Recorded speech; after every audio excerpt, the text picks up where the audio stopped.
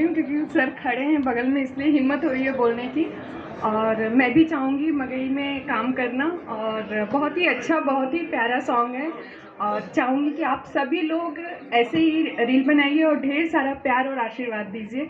और सभी लड़कियों की इच्छा होती है कि एक बड़ा प्रोजेक्ट करें, बड़े मुकाम पे जाएं, और वो मुकाम, वो लेवल यहाँ पे आने के बाद ख़त्म हो जाता है, क्योंकि इससे ऊपर कुछ भी नहीं है। मतलब मेरी नज़र में ही नहीं, जितने लोग हैं आप सभी लोगों को, और दीपक सर को, विक्की भैया को, सब, विक्की सर को, सॉरी